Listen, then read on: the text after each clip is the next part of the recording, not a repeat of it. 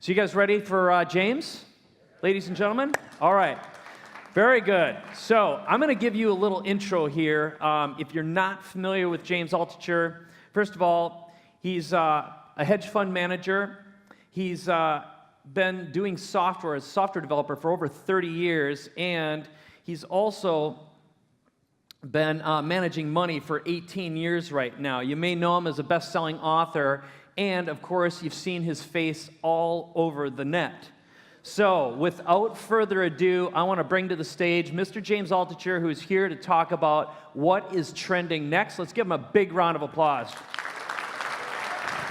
All right, very nice. Very good, thank you.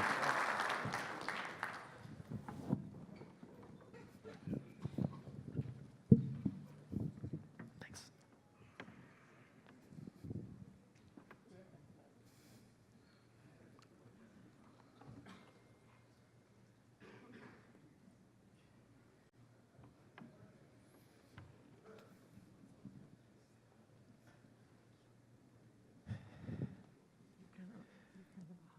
Well, you guys don't take a minute or two when you get to work in the morning? I do. I want to get engaged. It's 8 in the morning. What are you guys doing here? Weren't you going crypto crazy last night or anything? We're all here because we don't like 9-to-5 jobs. And you're here at 8 in the morning. You know what the problem with a 9-to-5 job is? The 9. Who wakes? I've given up entire careers because I wasn't waking up by 9. 11 to 4, I'll do that. It's a good cryptocurrency kind of job, right? So I had a couple of messages from Twitter that I wanted to relay to you guys over the past week. The first one is Altucher should be tarred and feathered and hung from the gallows. The next one was Jay Altucher is a shithole and a scammer. But that was from my mother.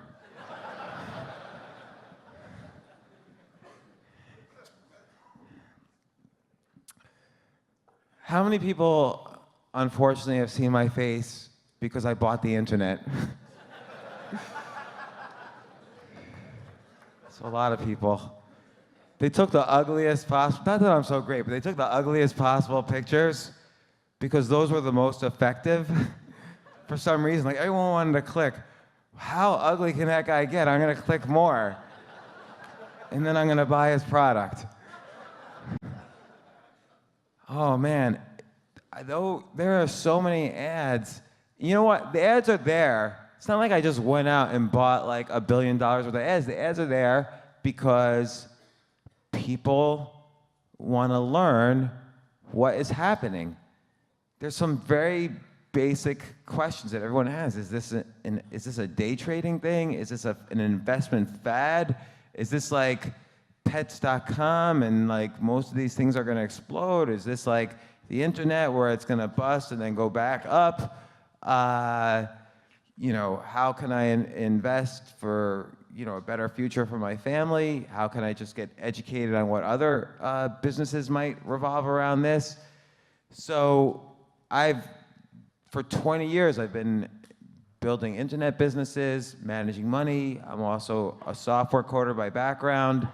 I've probably been involved in the Bitcoin space realistically since mid-2013. Some of you may have been around in it longer. I took a deep dive in mid-2013, just on a lark. I already knew about the space, but I didn't know for sure where it was going. And I'm, again, a coder, so I figured I was releasing a book, Choose Yourself, on June 1st, 2013 on Amazon. So I figured, you know what? I'm gonna release it Bitcoin only a month in advance. So I just want to be able to say I'm the best-selling author in Bitcoin history. So I wanted to say that. So I wanted to basically put it on some Bitcoin store, but none existed. There was nothing. So I built my own. I figured it out, and I built my own store to accept Bitcoin.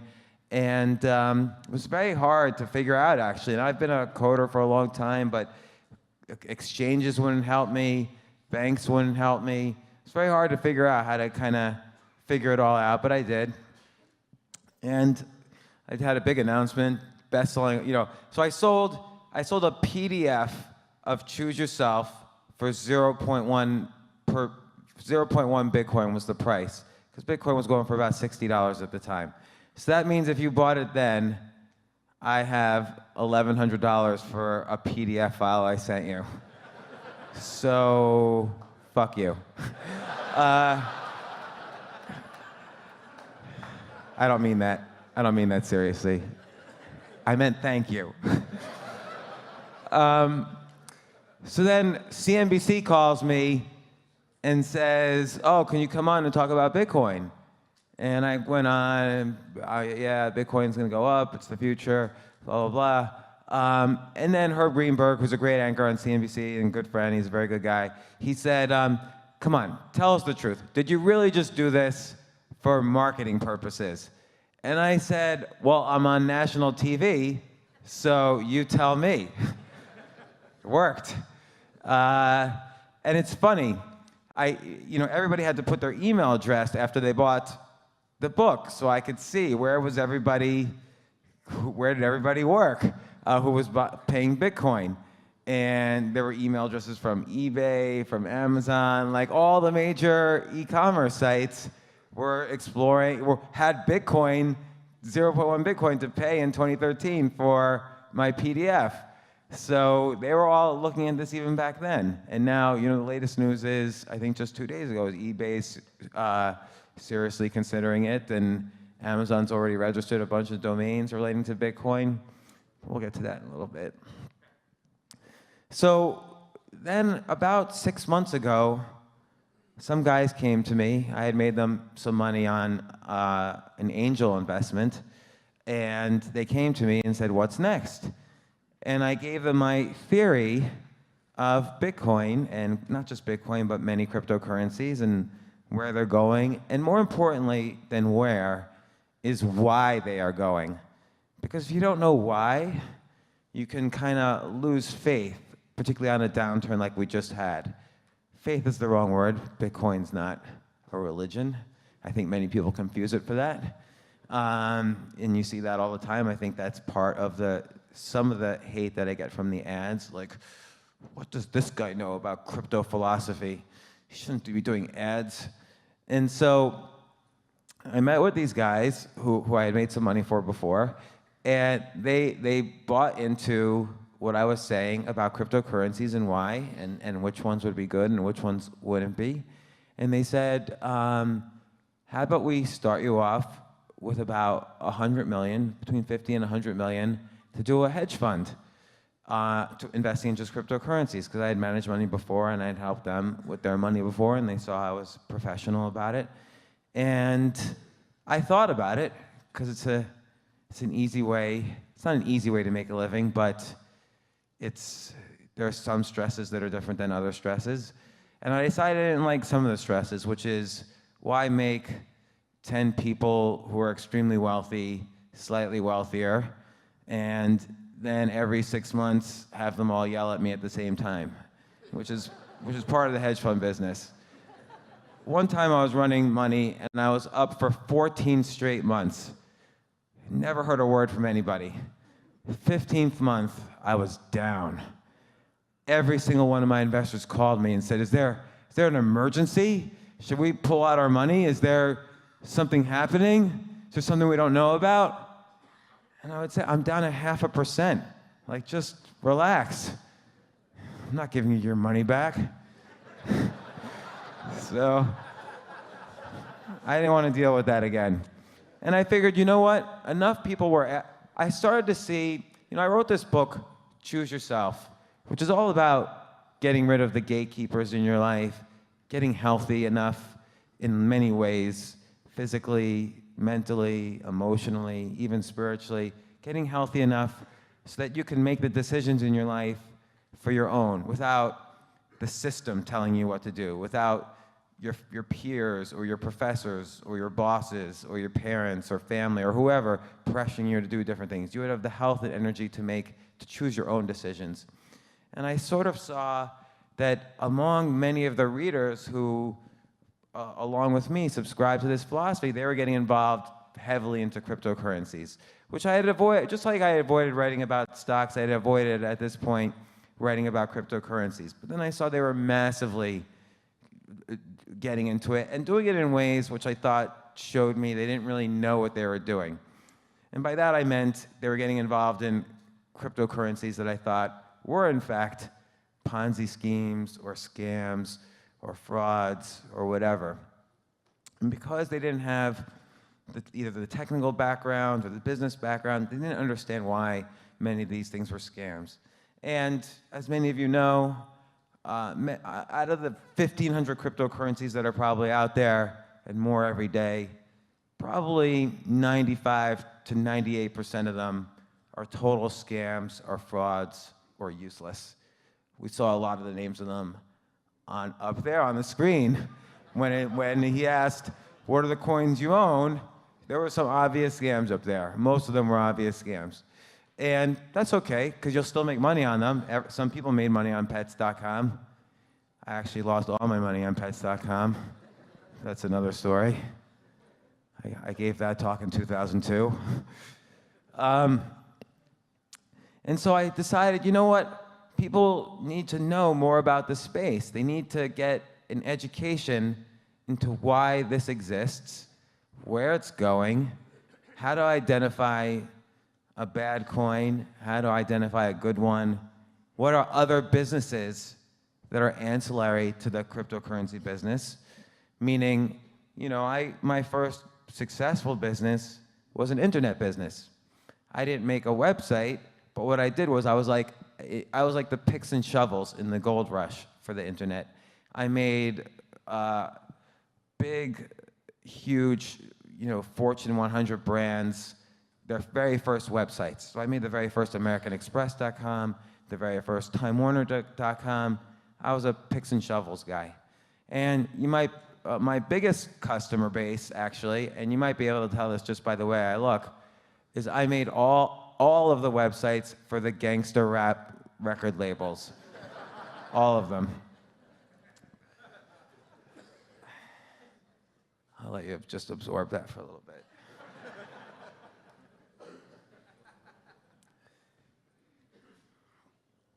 So I'll get to the why, because I thought, I left my ringer on because I'm in an argument with my girlfriend. Let me just see if she's calling. No, it was Verizon. I'm late on my bill. So, by the way, who lives in New York City? Okay, I do stand-up comedy 3 to 6 times a week at Stand Up New York. Just email me, I'll comp anybody in, drinks on me. Or if you're visiting, just email me, whatever. All right. So I really, just to answer the basic question, cryptocurrencies are here to stay. They're not going away. It's an extremely important and valuable technology, more valuable than any other invention in money we've seen in 5,000 years. So let's just, for argument's sake, I'm gonna talk about the why from 2 different directions. And some of you may have heard me or read me talking about this before, but I'll describe it again. The first is in the history of money. Let's just hypothetically say money kind of started off with bartering. It didn't, but that's kind of the common view, and it roughly started with bartering. But bartering has so many problems. If I make rice and you make shoes, what if I don't have enough rice for a pair? I only have enough rice for half of a pair. It doesn't really make sense. Bartering very quickly never made any sense. There's too many exchange rates. It doesn't really work. If my houses or kingdoms invaded. How do I carry all the rice? How do you carry all the shoes? How do we store our wealth? There's no way that it works. So quickly, the entire world, moved into precious metals: gold, silver, copper, nickel, because these were scarcely available. It's hard to mine for gold 5,000 years ago. And the emperor would put his face on the gold or a god's face on the gold, so it'd be hard to forge the gold. It wasn't that hard, but people in general thought it was hard. You could weigh the gold, so it would weigh different than fake gold. So it had a lot of uses. You could take your rice, exchange it for gold, buy shoes, buy food, and so on. And it worked as a medium of currency for 5,000 years. It's a really long time. It worked really well. But ultimately, it hasn't really worked for a very long time now. Like let's call it almost 100 years. For very basic reasons. If you're gonna buy a house now, what are you gonna do? Drive up with a truck filled with gold bars?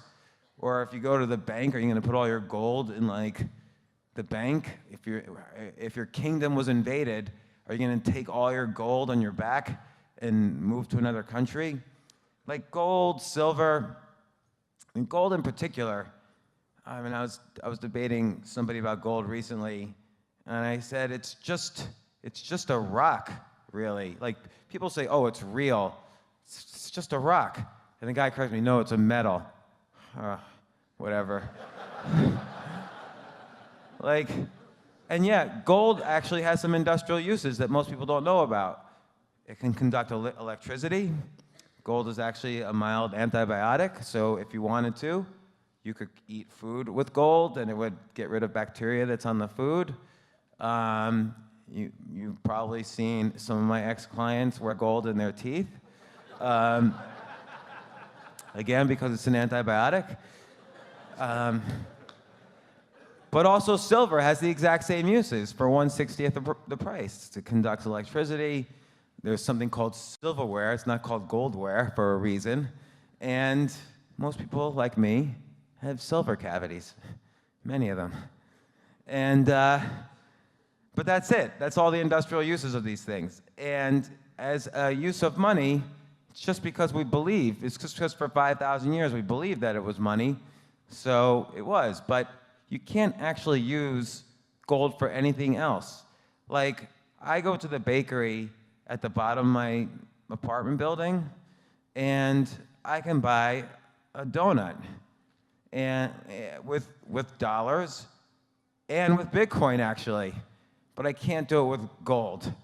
So that tells you, I can't bring like ashes of gold and say, I'll take the glazed donut. Like, here's some ashes of gold. I can't do that. But I can show my phone, and at the cash register, they have an app that exchanges Bitcoin immediately for dollars and makes the transaction. It's the European Bakery. It's a chain in New York. I don't know if it's anywhere else. And so, because people always say, oh, when you switch to money, it's not backed by anything. It's not backed by gold. It used to be paper money was backed by gold. Now it's not, since 1970s. Because gold didn't solve, what happens is every new form of currency solves the problems of the old form of currency. So we just said gold solved the major problems of barter. Now, paper money was initially backed by gold because it's easier to carry in your pocket, to move around, to have as a store of wealth, to make transactions. But then they took it off the gold standard. Why did they do that? Because gold ultimately didn't solve the problems of major governments in being in control of their monetary policy. The US had to pay for Vietnam, had to pay for all sorts of social programs from the 1960s, social programs that we still use to this day. We didn't have enough gold to support that. So we took off the gold standard, we printed up a lot of money, and inflation skyrocketed in the 70s, which was normal. And it didn't kill us, we're all here. But we felt hardship if you lived in the 70s. How many of you remember waiting on lines for gas, for instance, gas prices soaring through the roof, huge inflation, double-digit inflation in the 80s again. But we were able to manage our own monetary policy and do things like in 2010, we did also, or 2009, we did all sorts of crazy things with paper money. For better or for worse, it kind of eased the financial crisis, and so far, so good. Knock on wood. But paper money also has major problems. Let's say I'm going to send $10,000 to my cousin in China, because obviously I have many cousins in China. And what's going to happen is I'm going to go to my bank, initiate a wire, which is really scary. First, is it just me, or do you ever have that feeling you initiate a wire, and for like a day, the money is just gone? Like, your buddy doesn't have it, you don't have it, it's not anywhere. Like, you try to find out where it is, it's not in any bank, it's kind of in the ether somewhere, and no one can tell you exactly where it is. I've never figured out where the money goes or how to get it back once you wire it. Anyway, it's my own psychology. I get scared. And so, but if I wire money to China, it goes to my bank, to the local reserve bank, to the Federal Reserve Bank, to the international wiring system, to the China Central Bank, to the local reserve bank there, to the China bank, to my cousin. And every step of the way is fees.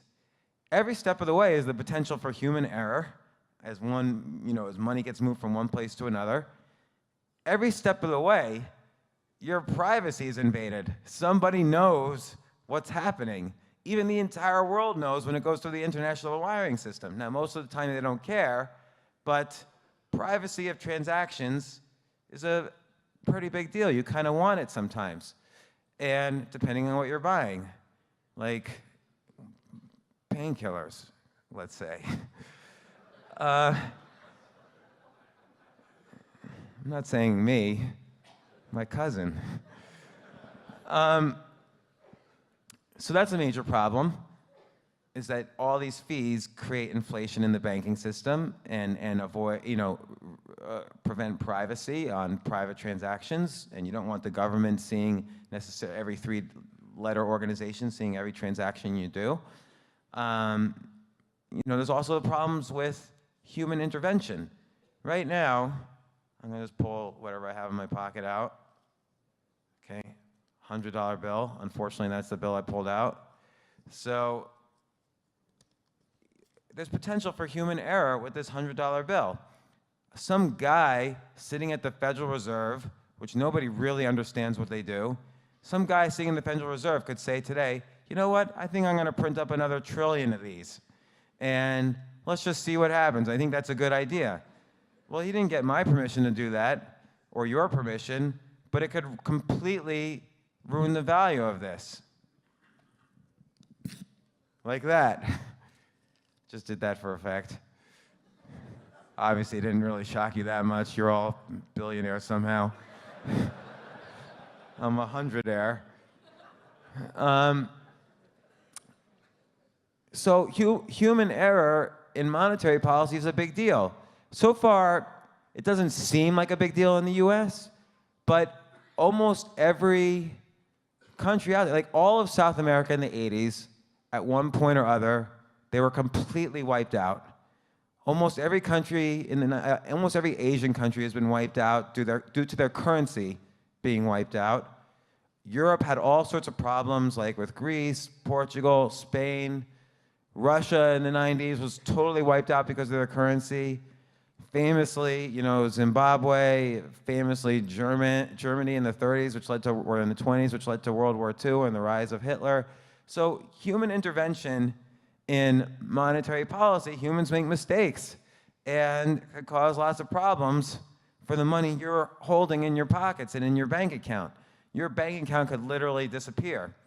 And when I say that, it's actually happened in many countries. Take as an example Argentina, which is roughly close to being a first world country. The government, on at least one or two occasions, just goes in and says, excuse me, we're just going to take some of this for a while, put it in our pocket, maybe you'll get it back in 6 or 7 years. Nobody ever got it back. And so the government can do that too. That's human intervention. This is not anti-government. It's just, humans take positions of power, do things, bad things happen.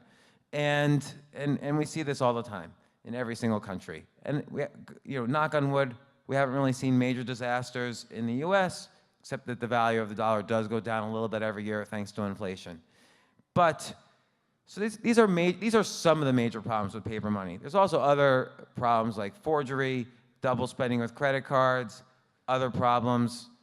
So we needed a new form of currency that would solve these problems. Bitcoin was the first, other cryptocurrencies were second, third, fourth, and so on. But Bitcoin solves these problems.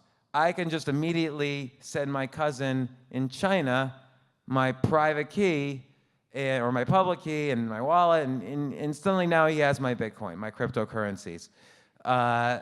No banks involved.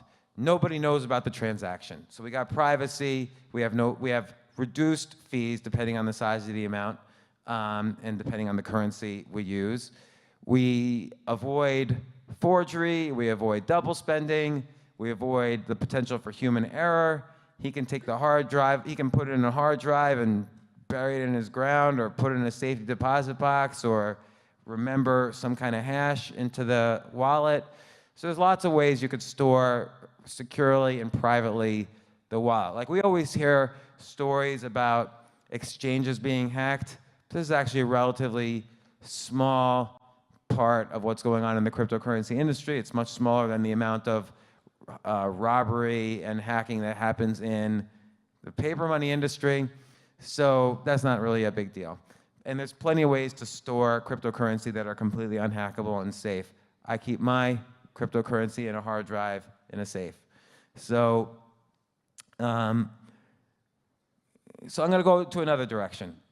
If you look at every industry in history, there's kind of a trend of going from theism to humanism to dataism.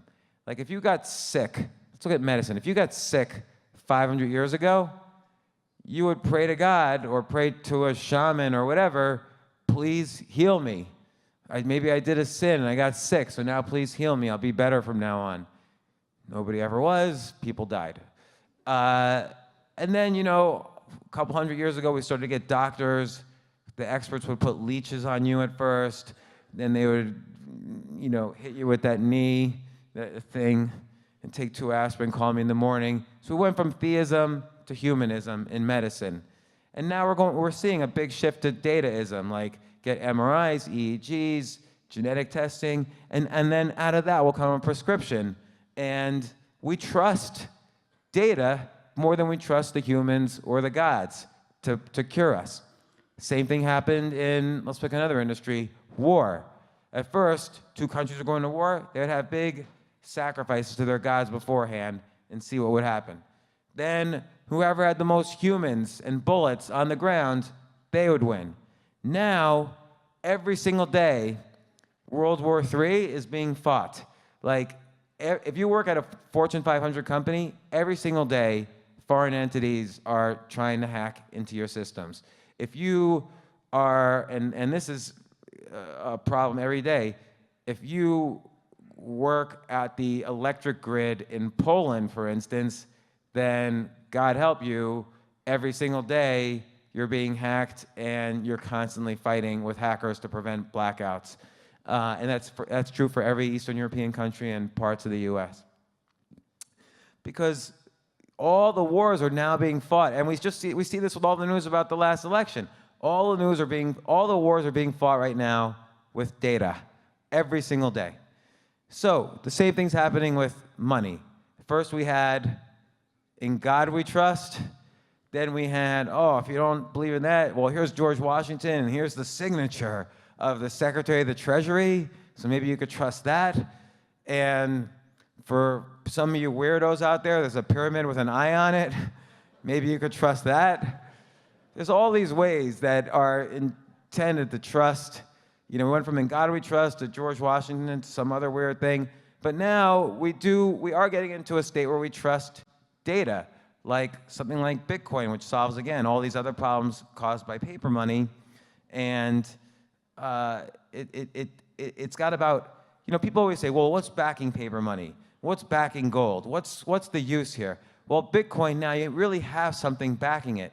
You have about 10,000 man-years of science. Like all of the stuff, I'm not going to get into all the technical stuff. You have all day to get bored with that. But you have all the cryptography, the technology that goes into blockchain, the software layer of Bitcoin, the smart contracts of Ethereum. So much technology. I mean, I went to grad school in computer science in the 80s, and a lot of the technology just coming out of the grad schools then are like, got improved and improved and improved and are baked into the technology of Bitcoin, Ethereum, and many of these other cryptocurrencies. And so this is not just an investment fad, like, oh, hey, try this Bitcoin for a while and maybe we could pretend to invest in it. It's not going up and down because it's a day trading thing or because it's an investment. Bitcoins and cryptocurrencies are going to partially or completely replace paper currencies, just like paper currencies partially or completely replaced precious metals. Just like precious metals replaced whatever was happening before then. So what does that mean? Well, what's the demand? Price is a function of supply and demand. You all want to know where cryptocurrencies are going as a universe. So price depends on supply and demand. So the demand is pretty fixed. We know what the demand for money is. The world uses it. The world has right now about $200 trillion of paper money plus precious metals. So that's the demand for money, and it doesn't really change. It's the same every year. Maybe it moves up 1% a year.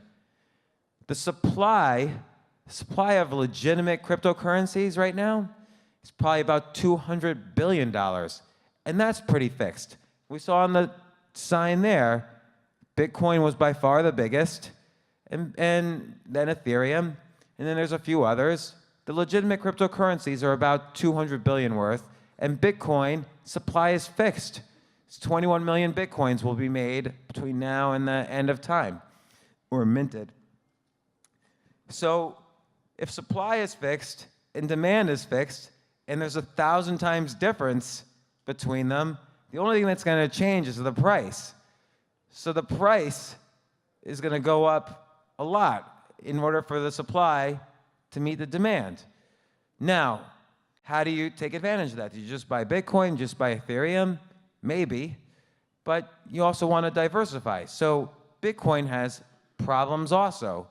Ethereum has problems. Every currency has problems. It doesn't have to be one winner. It's not like, even though the dollar is the biggest currency in the world, it's not the only one. There's also the Canadian dollar. There's also the peso. Why are there other currencies in the world right now?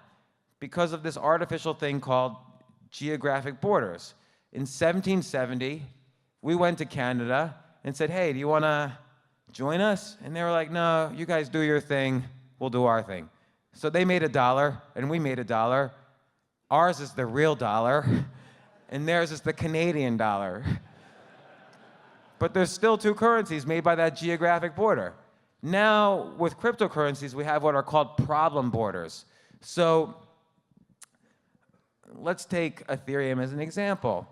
Bitcoin had a problem, which is that one of the great things about blockchain and Bitcoin, which maybe some people will talk, and this is a huge opportunity for businesses over the next 2 to 10 years, Bitcoin, the software layer on top of Bitcoin, completely, and combined with blockchain, completely replaces the need for all contract law, which is almost $1 trillion industry. I'll let some other speaker speak about why and how. Ethereum kind of codified that a little better by creating smart contracts. So Ethereum solved a huge problem that Bitcoin had. Now other coins solve big problems by using that smart contract layer on Ethereum to come up with specific uses for those contracts. Another problem Bitcoin has is it's not an easy thing to use for fast transactions. A Bitcoin transaction can take 10 minutes or even longer. And transaction fees could be quite big. So other currencies are developed to make transactions with cryptocurrencies much faster, and on and on. There are legitimate cryptocurrencies that solve huge problems, and I'll go into them in a few minutes. We only have a few minutes. But the point is there's going to be many winners, but not that many. Right now, there are so many ridiculous coins out there. We saw crypto kitties. There was Pussy Coin up there. There's a lot of coins that are going to go to zero, and there's also a lot of coins where, and I've seen this happen. People print up. So they say, I'm going to do an ICO. I'm going to make a coin. They raise $200 million, and then they just disappear. This $200 million is gone. So there's going to be a lot of scams, just like when the internet started, just like when financial innovation happened with mortgages and the OOs. There's going to be a lot of scams now. But we're still doing mortgages, and the internet is bigger than ever. So the internet of money, cryptocurrencies, this is going to, again, we're going to go from 200 billion to trillions to maybe hundreds of trillions.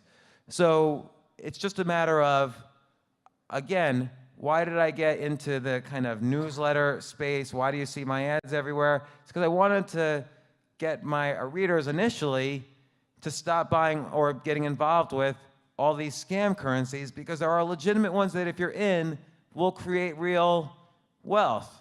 And let's just say Bitcoin and Ethereum are the most likely candidates, but then there are others. There are coins that solve major problems that Bitcoin and Ethereum have, like, Bitcoin could have more privacy. Ethereum could have more specific uses for depending on the applications, and then you have to decide what's the background of the developers. Are they legitimate? Did you do background checks on them? Just like with any company, what's the size of the problem this currency is trying to solve? Is it a big problem? Is it a small problem? How big is it?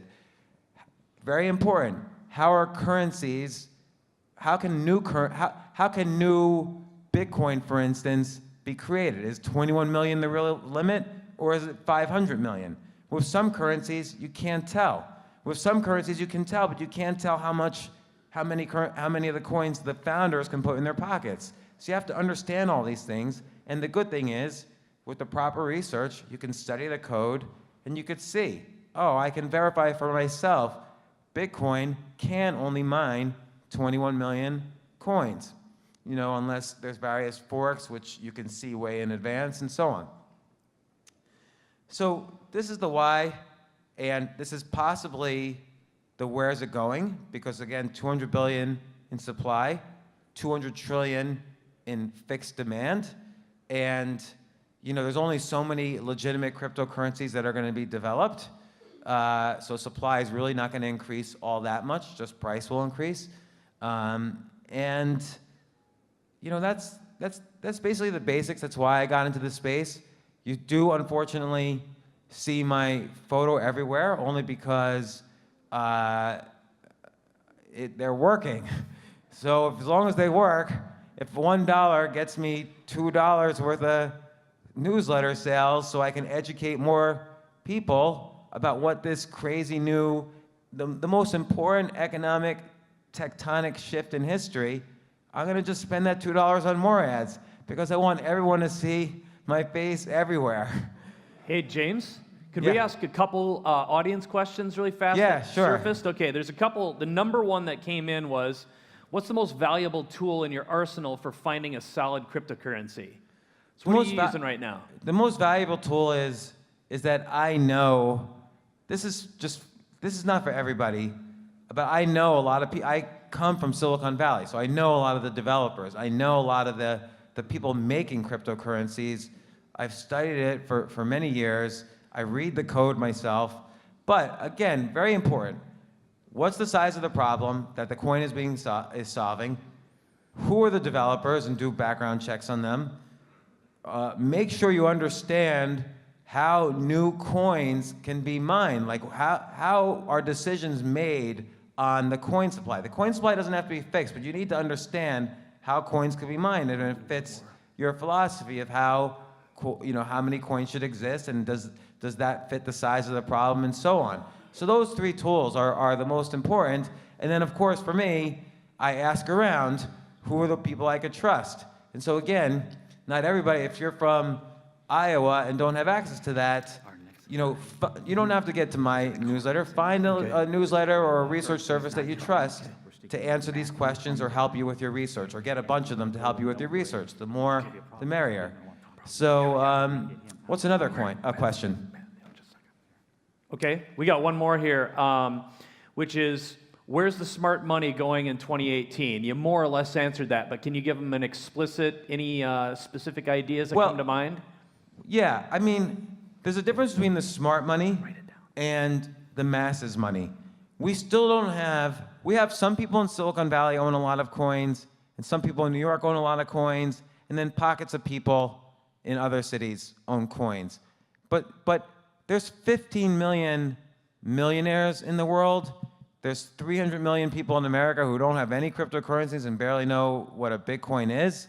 That's going to change. 100,000 plus accounts are opening up every week on just Coinbase, and there's 100 other exchanges.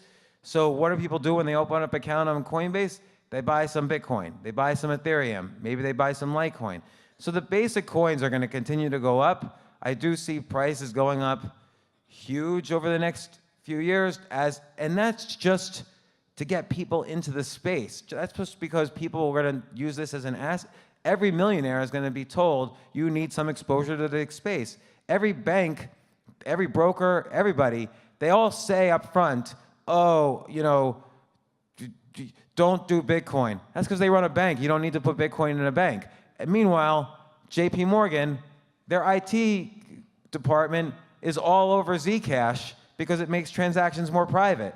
So every bank is already looking into Bitcoins. What you're gonna see is the banks start using it, Amazon and eBay start using it. Then you're gonna see some country the population's gonna say, hey, we don't want the government anymore to take our money. They're gonna sign up for all the crypto exchanges and switch their money en masse to Bitcoin, Ethereum, just as a store of wealth. And we're gonna start to see wide adopting of cryptocurrencies in 2018. And then you'll start to see the smart money is gonna be in the smaller cryptocurrencies, but I still think the masses have yet to, we're in inning -1. The masses have yet to enter just the basics. And that's, you know, if you're just starting out, just get your feet wet. Open up an account somewhere, buy some Bitcoin, store it, and then start doing research. Well, I need to have more privacy. I need to have faster transactions. I like decentralized exchanges. I like decentralized storage, and so on and on and on. There's probably 50 or so legitimate cryptocurrencies, with some more being made every month. And that said, there's 1,500 scams, so avoid those. Which is hard, right. Which is why I'm saying, do as much research as possible, talk to people who are in the business, and study these coins according to the 3 criteria I outlined before. By the way, the woman who does my hair is named Lisa. She's great, because what she does is she comes to my apartment, washes my hair or whatever, then she cleans the apartment, and then runs errands. She's not really a hair cutter, which is why I'm a mess all the time. She shrinks all my clothes. I have to buy new clothes every time. And when I threw out 99.9% of all my belongings, she did it for me. It's like, it's great to have Elisa around. I just want everyone to know that. All right. We got to wrap it. Thanks so much, everybody, and I'm glad to meet everyone. Can't do it. All right. Give him a big hand. Thanks, James. Go ahead. Just one more thing. If you have any other questions, just call me at 203-512-2161. Thanks. Great job. Let's give him another round. Very nice. That's James. So, you got it.